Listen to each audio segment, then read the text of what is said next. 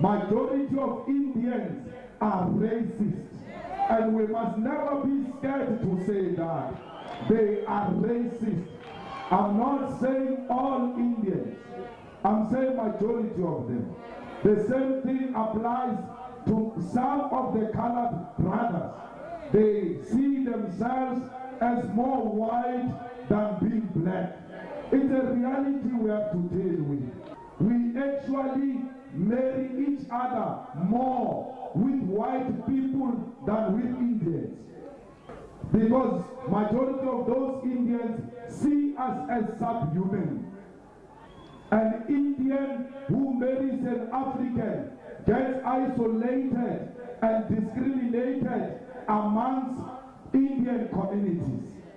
They see that as a taboo. That's the first point. We need to make sure that we continue to speak truth to power. We must never be scared to speak truth to power. Why is Treasury always represented by an Indian when there is 80% African staff? Why do you ask that question, Julius? Because there is a tendency amongst our Indian brothers to look down on African brothers and sisters.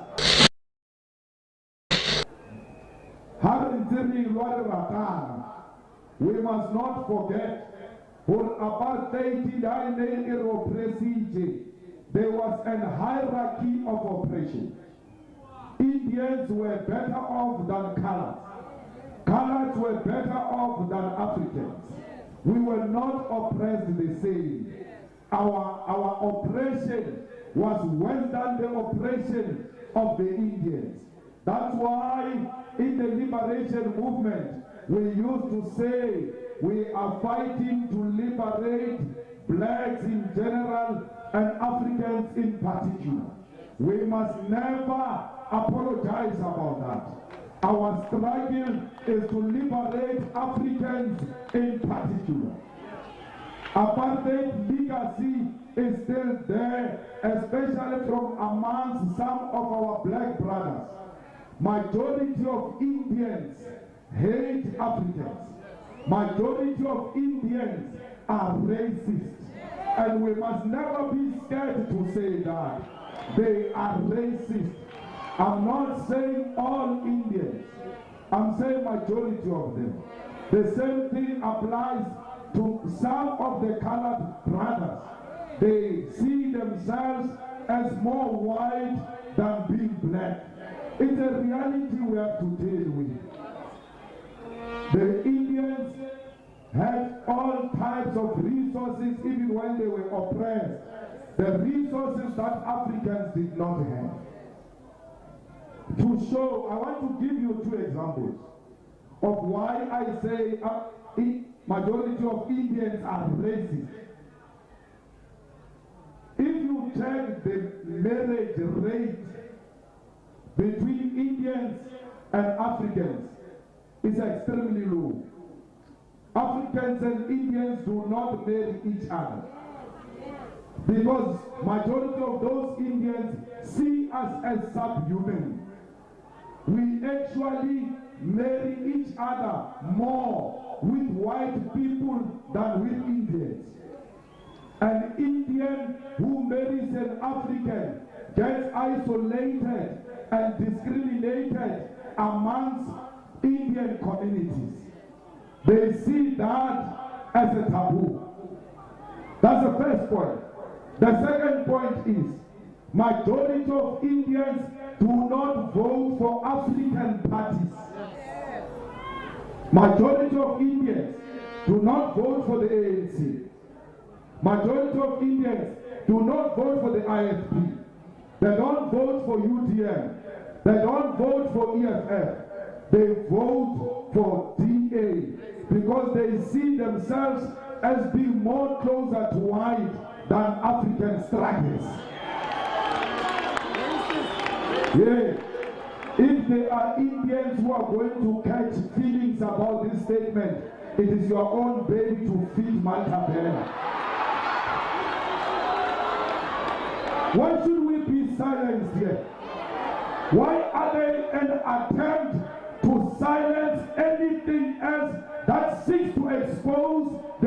realities that Africans are subjected to. When our deputy president shows that in parliament, they attack him because they want to silence that reality.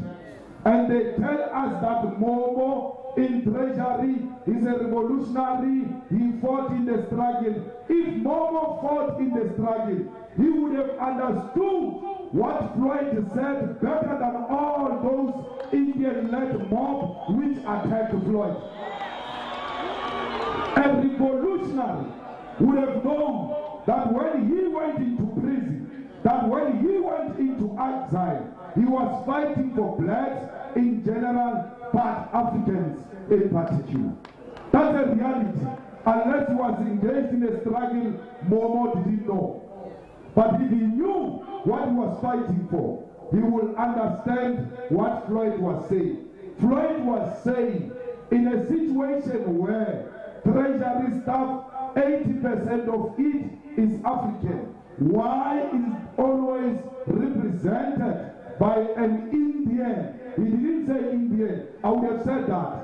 I would have said, why is treasury always represented by an Indian when there is 80% African staff? Why do you ask that question, Julius?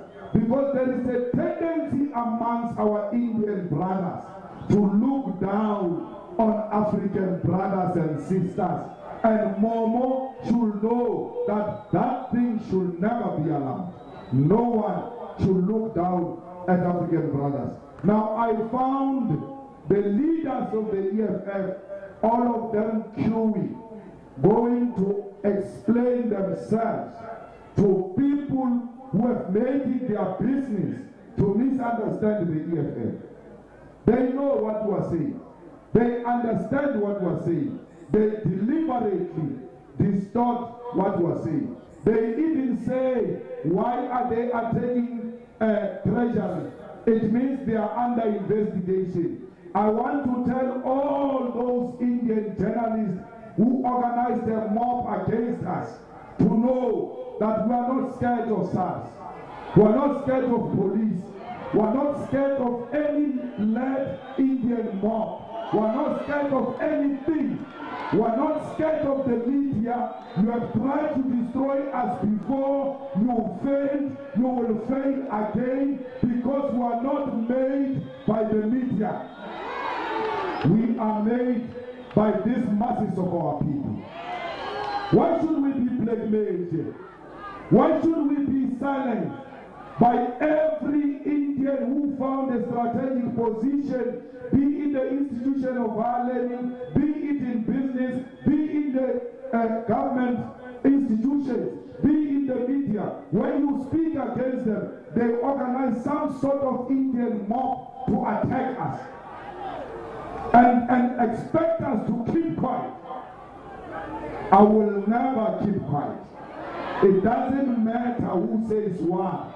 I want to repeat, majority of Indians are racist and they do not like African people. They look down on them, and until we speak about that reality, they will never change. We have to confront that truth so that they change and become better people. Yeah. Handed to Marilyn EFF, Ribuan Niti on a lot of things. And a lot of people said, don't say those things. But guess what? Majority of them are saying the things we said, they said we must not say them. They are now repeating after the EFF. Even on this question that we are starting today, we are saying it's a reality which must be confronted. Now, if you go and check who are the beneficiaries of BEE, it's Indians. Because they are rated as black, and therefore they get the same priority as all of us. Yet during apartheid, we were not oppressed the same. We propose that a BEE arrangement must be amended. When you are Indian, you must qualify for 1 point. When you are a female Indian, 2 points. When you are a colored, 3 points. Colored male, 3 points. When you are colored female, 4 points. When you are African male, 5 points. When you are African female, 6 points. Because those were the most oppressed people during apartheid. Till today, women are still suffering triple oppression. They are oppressed, one, because they are women. They are oppressed, two, because they are African. They are oppressed for the third time because they are a working class. So when a person says, let's give more women opportunity than men, that person is not a sexist. It's a person that seeks to address the inequalities that were not created by Indians, by the way. They were created by apartheid. Yet, we have a responsibility ourselves to correct it. What is even worse, or China can be.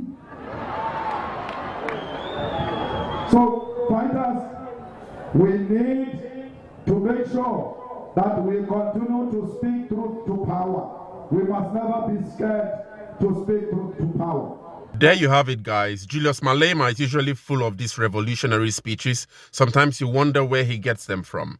But whatever the case is, we really hope that his wisdom transcends, and really contributes to the development of Africa and in helping solving Africa's really myriad of challenges. But what do you guys think about his speech? Share your thoughts in the comments. Thank you for watching, guys. I really hope you enjoyed this video.